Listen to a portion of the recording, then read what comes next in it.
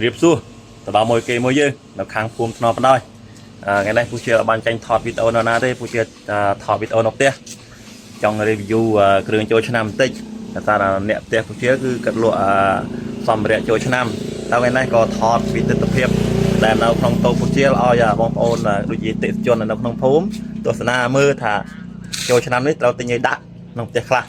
ឡូវយើងទៅមើលទាំងអស់គ្នាឥឡូវយើងមកដល់កន្លែងទង់ជាតិបងប្អូននេះទង់ជាតិមានគ្រប់ຂະຫນាត់គ្រប់ទំហំត្រូវស្តង់ដារនេះមានទង់ជាតិសម្រាប់លក់ណាសម្រាប់ដាក់តាមផ្លូវនៅពេលចូលឆ្នាំបងប្អូន3ថ្ងៃបន្តទៅមើលមុខងារផ្សេងទៀតបងប្អូនបានមកដល់កន្លែងផ្កាក៏មានថោមានថោជឿមានថោថ្មបងប្អូនបាទនេះក៏មានភ្លើងញាក់ដាក់ភ្លឺផ្លែតណាយើងមានគ្រប់តម្រូវការក្នុងការដាក់ភ្លើងយើងមានច្រើនពើច្រើនម៉ូតបងប្អូននេះ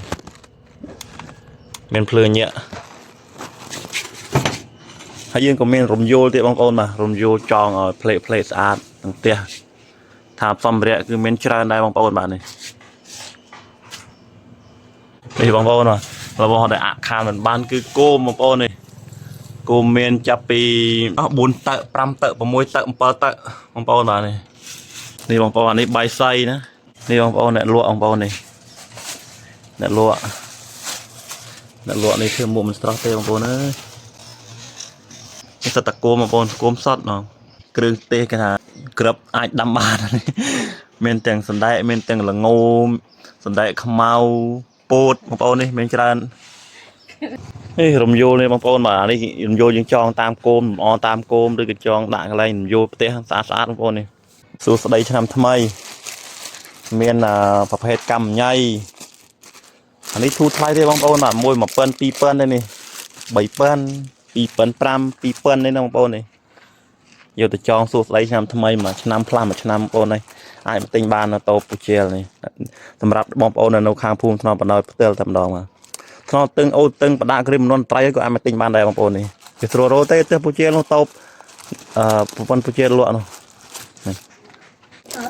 នេះបងប្អូនយើងក៏មានទួងដែរទួងនេះសម្រាប់លក់អានេះយើងអាចថាលក់ដុំបានទេយើងលក់រេក៏លក់ដែរត្រឹម3 500 2 500បងប្អូននេះអានេះយើងយកទៅដាក់ដីខ្សាច់ទៅយើងដល់កន្លែងសែនណាបងប្អូននេះអានេះយើងថា3 500 2 500បងប្អូននេះទួងស្អាតអាចមកទិញតូបជាបានហើយខាងនេះក៏មានกระดาษគោមបងប្អូននេះกระดาษគោមបុរាណយើងយើងអាចថាដាក់ដើមចេកពីមុនយើងតែងតែដាក់ដើមចេកតែឡើយគេអាចមានថាធឿនស្អីឲ្យដាក់ណាដាក់ចង្កៀងបងប្អូនបាទហើយចង្កៀងពូយើងក៏មានលក់ដែរនេះនំទៅមើលចង្កៀងបន្តិចនេះយើងមកដល់ចង្កៀងបងប្អូនបាទនេះចង្កៀងនេះធូរថ្លៃទេបងប្អូនបាទទាំងប្រឆេះទាំងចង្កៀង1 2500នេះហើយទៅពូជែលក៏មានលក់ផ្លែឈើដែរបងប្អូនផ្លែឈើស្រស់តែផ្លែឈើខ្ញុំពងកាន់នេះអានេះមិនមែនទេអានេះផ្កាទេបងប្អូនផ្កាលក្ខណៈជាផ្លែឈើទេនេះឲ្យមើលតែអានេះគឺការផ្លែឈើអានេះដូចយើងតុថយណាបងប្អូនយើងដាក់លម្អផ្លែតុសែនចូលឆ្នាំបើផ្លែឈើដែលខ្ញុំលក់នោះគឺផ្លែឈើស្រស់ដូចជាក្រូចមានអីណានៅសម្រាប់សែនចូលឆ្នាំហើយក៏មានផ្កាស្រស់លក់ដែរបងប្អូនបាទនៅពេលយើងសម្រាប់សែនចូលឆ្នាំវាក៏មានលក់កំភ្លើងទឹកស្អាតឥឡូវបងប្អូនបាទតំណឹមទៅមើលកំភ្លើងទឹកធំហើយស្អាតទៀតនេះអានេះគឺតែយើងដាក់តាំងទេបងប្អូននេះតែថាយើងដាក់តាំងឲ្យអតិថិជនឃើញនេះដាក់តាំងបន្ទប់ហើយបានចម្រោះទេនេះបងប្អូននេះកំភ្លើងក្នុងកេះបន្តទៀតឥឡូវយើងទៅមើលក្នុងកេះបន្តទៀតបងប្អូននេះល្ងឹតមកណានេះសត្វទឹកកំភ្លើងមានអាធំកម្លាំងវា9999កម្លាំងអានេះអាចបាញ់មកក្រឹបងើបបងប្អូនបាទនិយាយលេងទេបងប្អូនបាទនេះកម្លាំងវាខ្លាំងណាស់ម៉ាស៊ីនគឺតឹងតែម្ដងហើយមានអាម៉ូតមួយទៀតបងប្អូនបាទក្បាលស្រួចនោះអានោះក៏ខ្លាំងដែរឥឡូវយើងទៅមើលទាំងអស់នេះបងប្អូននេះមកនេះសត្វទឹកកំភ្លើងនេះតែរកអតិថិជនឃើញទេបងប្អូននេះមានគេទិញបដាខ្លះហើយ1 2 ហើយបងប្អូននេះមួយនេះក៏ល្អដែរបងប្អូននេះអូយនេះឆ្នាំនេះខ្ញុំយកអានេះឲ្យមួយនេះអានេះពេញលេងហើយនេះអានេះទួយរៀងល្មមក្បាលស្រួចមើលទៅសង្ហានេះកម្លាំងបើនិយាយពីកម្លាំងរបស់វាគឺ9000ទេប៉ុន្តែខ្លាំងដែរមកឈិតភឹងតែម្ដងនេះ เรายืนมือក្នុងស្តុបយើងខ្លះនៅអីខ្លះនេះមិនថ្មីបងប្អូនnày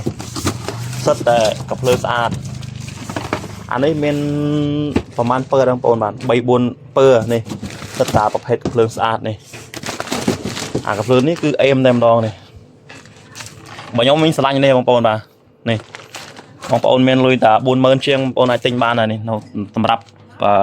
ភូមិថ្នមបណ្ដោយថាក្រោម 50000 តិចតួចទេបងប្អូនបើបងប្អូនទិញឥឡូវប្រហែលជាក្រោម 50000 តិចតួចបើតម្លៃទូទៅនេះគឺលក់ 50000 បងប្អូនមកនៅស្រុកត្រែយើងតាមធម្មតាតាមជនបទយើងណានេះហើយក៏មានអាទូចតម្លៃចាប់ពី 10000 ជាង 15000 20000 មានគ្រប់ទំហំគ្រប់ខ្នាតបងប្អូនបាទនេះច្រើនណាស់កុំភ្លេចជួយមកទិញពូជិលផងណាបានពូជិលនៅផ្ទះនេះឯងនៅតាមនៅក្នុងភូមិថ្នមបណ្ដោយផ្ទាល់បងប្អូនបាទនេះបាទវីដេអូយើងក៏មានតែប៉ុណ្ណេះបងប្អូនបាទសូមឲ្យហេងឆ្នាំថ្មីទាំងអស់គ្នាបាទ